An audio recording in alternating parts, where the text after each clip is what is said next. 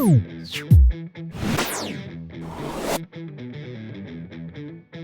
guys, this is TK2 and this is a Warmachine Battle Report between eSkarre and eAbby. It's going to be a 50-point game between a caster that I used to run a whole bunch of and a caster that I've heard a lot about. It was my opponent's second time using him and he really likes her a whole bunch. So let's get on to deployment. Okay, here's our deployment. I'm going to go through mine first since I have first turn.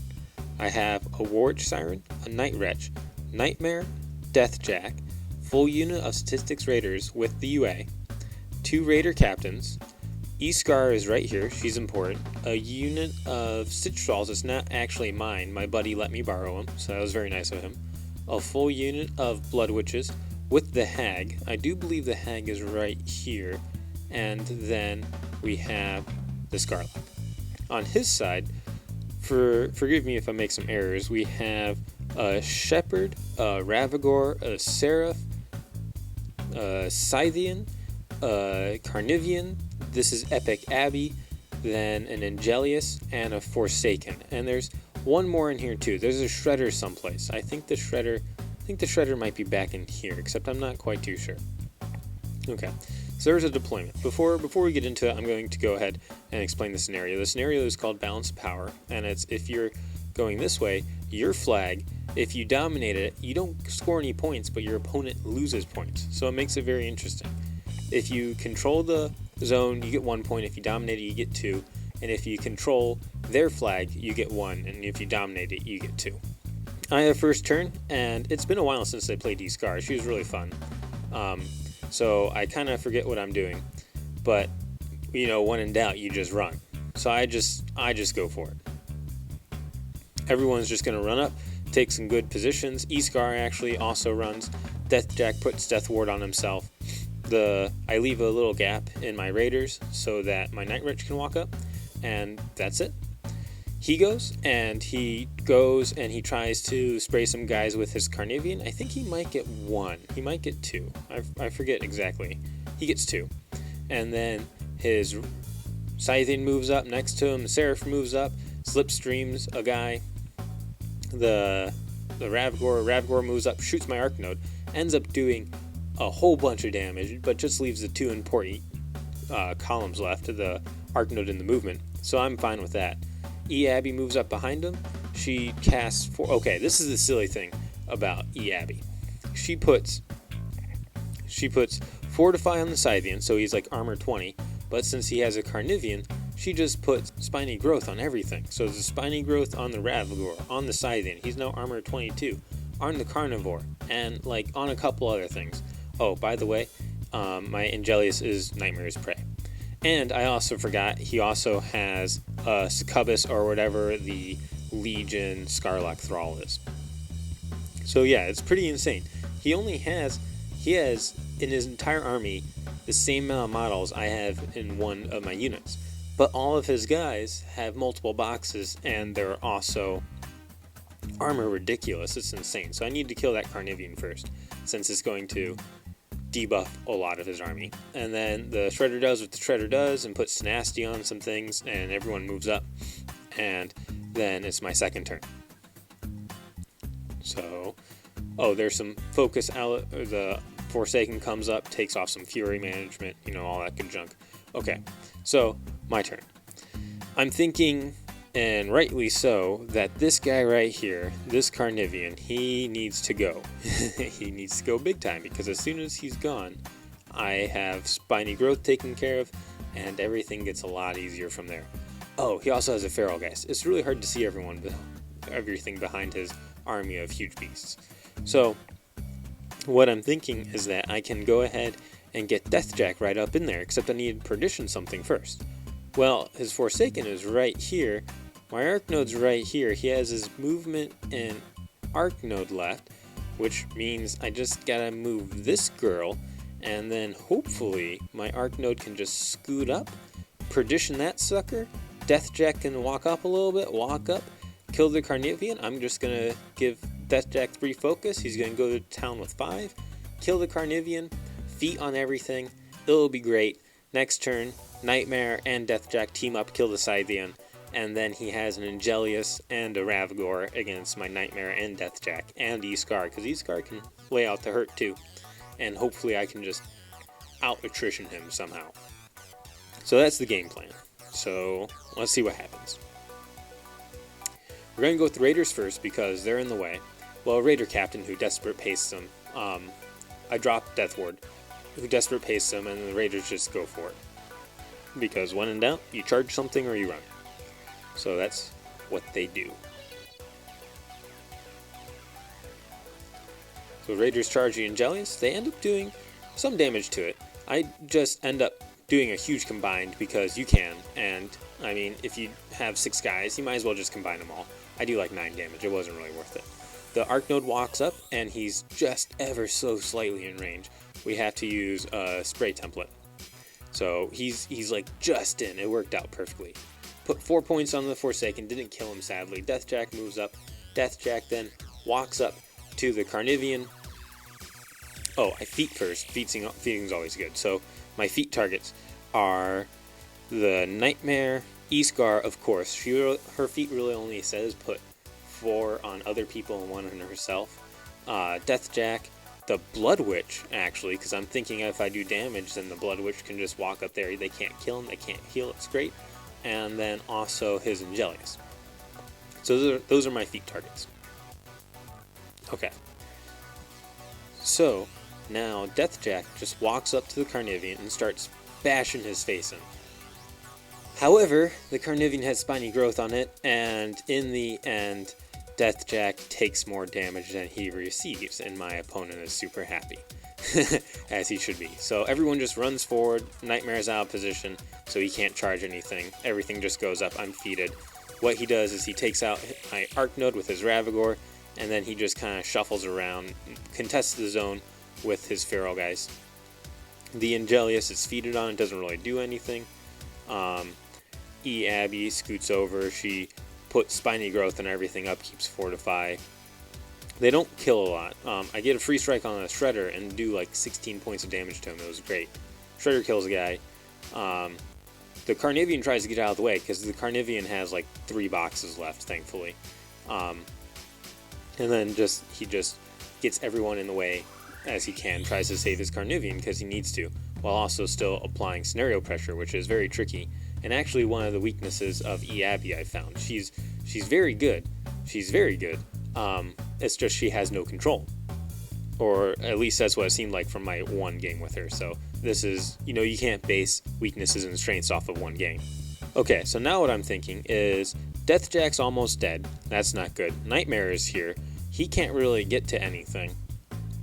So what I'm going to try and do with him is he's going to try and kill out the Ravagore. I would have him go for the Scythian, but with him being over the wall in armor 22 and Nightmare only being power and strength 16, he's not going to do any damage at all. So instead, he's just going to walk in over here or Perdition over there and then get this guy.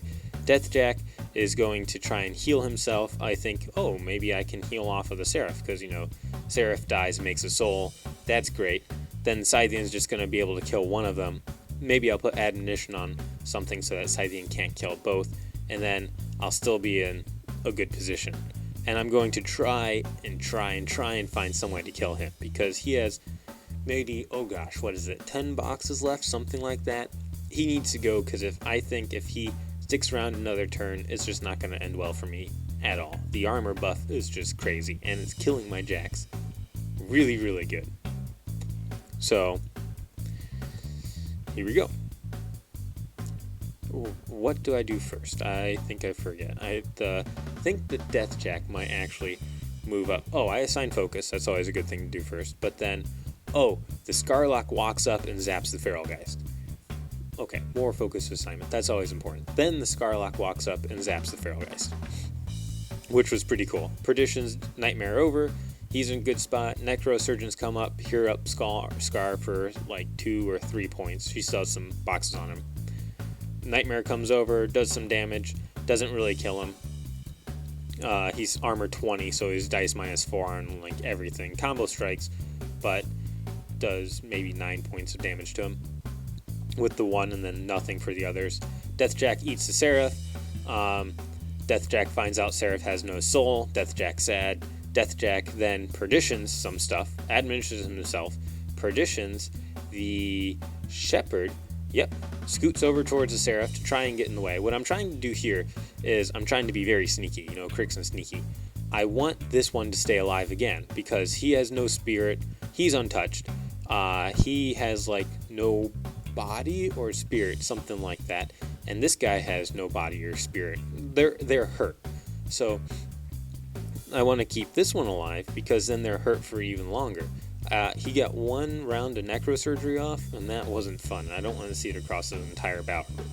So I position Deathjack so that if the Scythian comes over here, he takes a free strike, which he wouldn't want to do because it could take out an aspect. He could probably get away with it, but he probably doesn't want to.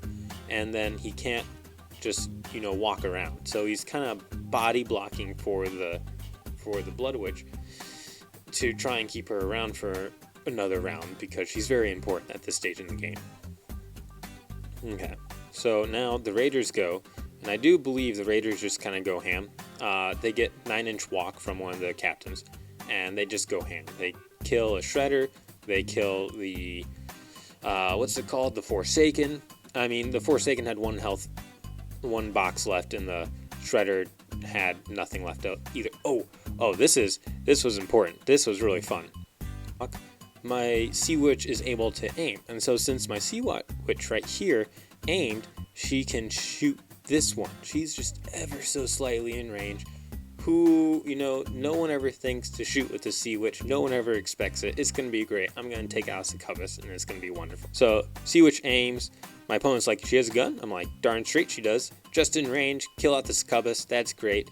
Witches go ham. Witches take out Shredder and Forsaken. They both have like 5 boxes combined left, so that wasn't too hard.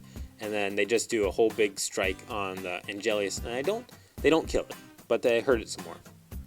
Then the Blood Witches, one Blood Witch is able to charge the Carnivean, and the other one runs up to be with her. And then the other Blood Witches just run around. They get into position. They're annoying. They were in Corporal last turn, and actually the Blood Witch is able to seal the deal with her horns. She killed it with the horns. It was great. Warwitch Siren moves up, everyone else just kind of gets into position. Skarre gets away from Necrosurgent, so there's not an easy Ravagore shot, and it's his turn. Now that Spiny Growth is done, or gone, I'm feeling rather confident, and I'm really liking my witches. They're awesome. I don't know why I don't take them in every list, but this is where Epic Abby goes ham. So Epic Abby by herself kills like 5 infantry. And she has Conferred Rage, so everyone gets +2 mat or can charge for free and speed or something like that. Something ridiculous. And she feats because she has 3 beasts left and it's just time for her to feat. Angelius repulses, goes over, says hi to Deathjack. Deathjack decides to use his admonition move since he has 2 boxes left, or like 10 boxes left, and doesn't want to get punched. He still tries to body block for the Blood Witch, and the Angelius just kills a couple infantry guys. Then after the Angelius, he misses a whole bunch, which is nice. Like, Mat 8 still misses. Then the Ravagore ends up killing the Nightmare. And then the Scythian comes over, kills Deathjack, bloodbaths into the Hag, and he's done. And now he's also contesting the zone. My turn. I have no more jacks, which is a problem when you are facing down 1 beast, 2 beast, 3 beast, and essentially a 4th beast here in Epic Abby. Especially when they have armor 20, and the highest power in your army is your caster with a power 13. Luckily that is kind of double weapon master with her life trader and boosting, but the majority of my army is power and strength 9, 10, or 12. It's all dice -8. That's not really too much fun. So what I'm going to try and do is I'm going to try and just, when in doubt, you run and you tie things up and you just wait for an opening. So this is true. So the Raiders are going to come and hopefully kill the Angelius. A couple of them are just going to walk about here and try and get to Abby because she has 2 Fury left and might as well put some damage on her. The Warwitch Siren, I think, can charge this guy and hold him in place for a turn, which would be nice. Because there's 1 beast in the zone, and I'd prefer it to stay that way. The Skarlock now goes to free upkeep mode and puts Admonition on her, and we'll keep it on her for free for the rest of the game. And we're just going to try and see what we can do here, because it's getting to that point of the game where it's my favorite point, where it's like you run out of smart stuff to do, so you start doing all the stupid stuff, and also you're kind of panicking because you have no more guys left, so you come up with the craziest strategies. It's my favorite part of Warmachine. So counterattack heals, Skarre's clean, then we just go to town. People running, getting in the way, trying to attack some stuff. The raiders go first, I believe, or a raider captain, give them desperate pace, something like that. 2 are going to walk onto Abby, and then the rest are going to walk around the Angelius. There we go. Okay, so it takes me a while to make up my mind, but once I do, I go for it. Okay, so those guys are all on the Angelius. They combo strike. I think they kill the Angelius this turn. I'm not sure. Oh, the raider captain kills the Angelius. No, the raider captain doesn't kill the Angelius. The blood witches kill the Angelius again, because blood witches are awesome. They tie up the Scythian, and they do a couple boxes to him. He's been clean before this, but now he has some damage. Warmachine comes up, tags the Ravagore. Ravagore, hey, quick tip right here. Ravagore has no reach. No reach at all. He can't reach this one. His melee range extends out to here. Her melee range is like this, right? And to your opponent sometimes it's like this, but that's not the point. So she is in melee with him, and he is not in melee with her. So she can come up, tag him with Shadowbind, hold him in place. Now he can't shoot because he's in melee, and he can't move, so he can't come up and hit her. So essentially, if you're going up against a beast or something with lots of wounds and is very scary, and it does not have reach, and it has low defense, go up and just hit it with your Warwitch Siren, because you can hold it in place for the entire game. Because, well, as long as you keep hitting. If you miss, then you know your Warwitch is dead or he just moves on. But because he can't shoot, he can't move, so he can't melee you, and something else has to come take care of the Warwitch Siren. So it's very, very strong if you can get it off. But it doesn't always happen. Like with the Scythian, you'd like to do it to the Scythian, but it has reach. Or the Carnivian, but then there's eAbby feat. So luckily the eAbby feat is over, so he's not going to have reach anymore. So Skarre comes up to try and threaten so that she can maybe take out the Scythian or eAbby next turn. She's sitting on everything, has Admonition, and oh, the Angelius made a nice cloud. So there's the cloud. She's just going to sit there and be like, come get me, Epic Abby. You have your siphoning bolt, or your scything take out your focus tail, but I have Admonition. But I need to keep all my focus because you have a Scythian right there. So I'm just playing the stall out and wait and hope my opponent makes a mistake game. So Abby does her thing, clears out infantry, and then the Scythian clears out a whole bunch of infantry. She teleports away to safety. Scythian clears out all the infantry. Oh, he misses one a couple of times. And then it's my turn. So Warwitch Siren Shadow bounds the Ravagore again. People just move in to try and keep attacking Abby. Then what happens is this one right here walk up and start taking points, because I realize I think I'm at 1 point now. Yeah, I'm at 1 point. So I'm at 1, he's at 0. So if I start scoring points, that forces him to do something. That forces him to come out behind the wall, and if he comes out behind the wall, eSkarre can deal with her. It won't be pretty, and it won't be good at all, but eSkarre can get it done if, I have a little bit of luck on my side. So start scoring points, push comes to shove, he doesn't move out of the wall, I win on scenario, not a bad thing. Or he comes out and eSkarre kills her. So those are what I think are kind of my 2 options. So that's what starts happening. Is Blood Witches start to hit the Ravagore or the Scythian some more, try and keep it in position. The Skarlock acts as free upkeep. We get some attacks on eAbby from the Raiders. I do 5 points to her, but she has necrosurgery now. So her beasts are healing 5 points each turn. It's ridiculous.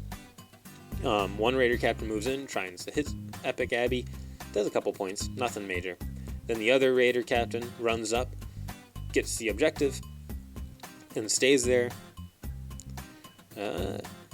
She was thinking about charging the Scythian, but she thinks better and, Okay, so really what I was thinking is, because I like to have interesting games and not really scenario games, is instead of her coming this way, I could move eSkarre over here and kill the Scythian. And then this one could come in and act as cleanup if I needed it. But what I was worried about is she'd have no focus, but she has admonition. This one's tied down here, so if Abby moves in to kill her, she just walks away. However, if I don't kill this one, then he just turns around and like punches me in the face, and that's it. So I was gonna go for the risk, but I decided to go for the slow, hard win in scenario and see what could happen. So I made a choice to be different this game. Why be normal? And so what happens is now my opponent realizes I'm sitting at 2 points, poised to get 3 at the end of his turn. So now it's the whenever you've run out of smart things to do, you just do something. So eSkarre gets someplace safe, another shadow bind, and it's his turn. So he thinks for a while, and he comes up with a good plan actually. Or at least it was good if he didn't forget about something, but I'll show you. Okay, so what he comes up with, let's get my hand out of there, is he comes up with, let's trample the Scythian over all of these things. Get rid of all that stuff. He's worried about the critical knockdown from the raiders on eAbby. Because now what eAbby's going to do is she's just going to go for Skarre. He realizes either he has to go for Skarre or he has to do something. So he tramples backwards, kills off all these guys, or just about all of them, I forget how, we'll see in a little bit, and then just charges eSkarre, and then hopes for the best. Okay, so he ends up just going to town, he kills off the captain, he kills off the unit leader, and I think he leaves he leaves 3 left. He didn't boost. He meant to, but he didn't. Because it's the end game, so who cares how much fury you have on your beast if it's your last round. So here are some free strikes. I actually do some damage to him, which is nice. And then this is where he realizes his mistake. So let me explain this game state to you before the screen does something funny and I can't draw on it anymore.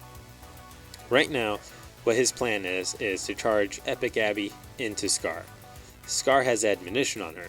If he gets there, then past all the, knockdowns, which I'm probably not going to get because I never get the critical knockdown. Oh, I got it once. That was nice. eSkarre just kind of walks out of the way and still stays in the zone. Now, eSkarre is in the zone and dominating. This one's dominating here. I have 2, he has 0, end of his turn, casters can't contest, I get 3, I'm up at 5. Essentially, what happened is now he has a choice, which is what he's thinking of. Either he can go for this raider captain and then deny me an extra point, and then at the end of my turn, since he can't contest because his Scythian already trampled over here, this one can't move because of shadow bind. He goes over here, he kills this one, and I am up at 4. However, at the end of my next turn, I'll just sit in the zone, dominate again, I'll be at 6 or 5 because he can't go over 5. So really, his only option is to kill my caster, because if he doesn't, I win on scenario. But the only thing about that is that he can't untrigger admonition. He can't move the Ravagore over there to trigger it and then charge her with Abby because the Ravagore is shadowbound, and he can't just charge her because she'll just hop out of the way.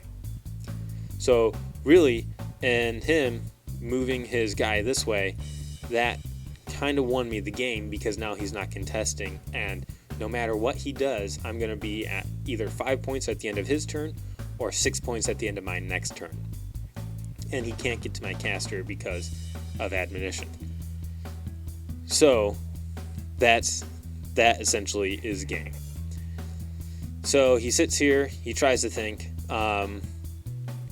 We figure out what's going on. We almost shake hands. He denies me. He goes for it. He realizes of the admonition, and then we shake hands. Of course, it's not on the video, but then he concedes because of what I just described earlier, and that's the game. So it was a very interesting game. eAbby's she's pretty good. She can sustain well. At the end of the game, I have what? Oh, we before right after this video, we talked about other things that could have gone down, and what he decided is if his Scythian didn't trample, his Scythian takes out these three, or three of them. He can't get out all four due to facing. Then eAbby comes over here and clears off all these guys because she can. And then that would leave me with no troops. Well, I would have a captain, Warwitch Siren, who won me the game, by the way. She's MVP. Well, besides this one, because I needed her. But she's MVP. I would have 1, 2, 3 here, 4 combat guys. And then I don't count these 4 because they don't have any weapons, and a Skarlock. So I would have had that to his Scythian, of all things. His Scythian right here, his Ravagore, and eAbby. So what would have happened is Scythian would have killed off these. Skarre probably would have charged in, killed the Ravagore. Abby would have killed off these. This one would have had one more turn of pigging. That one, Abby would have to come over to here, kill this one before this one could maybe walk into the zone. But we were talking about it, and maybe the timing wouldn't work out, and I would have still won on scenario anyway, especially because I had this one here just scoring points. So it was, what really got him is that Abby it looks like she's susceptible to control. It was my early game denial and my feet that hurt him, and then it was my late game control in the form of a Warwitch Siren. He just didn't have the models to deal with the Crixian control. If he had one more model, he could have taken care of that Warwitch Siren, and if the Warwitch Siren was dead, that would have been it. But he didn't, because he liked to bring beasts. I mean, it was a really good list. You figure at the end of the game, he has 2 beasts left that are almost full, besides all the free strikes they just took, and Abby just heals them all for D3+1 each turn. So she has very, very great attrition, but it was just the control that got her in the end. So yeah, it was a fun game. It was the first game in a while I played with eSkarre. It was actually my opponent's fifth game since Gen Con, so he was happy to get out and play. And yeah, it was just very interesting. So if you liked it, hit the like button, subscribe, and leave a comment if you want to see another caster matchup. So have a great day.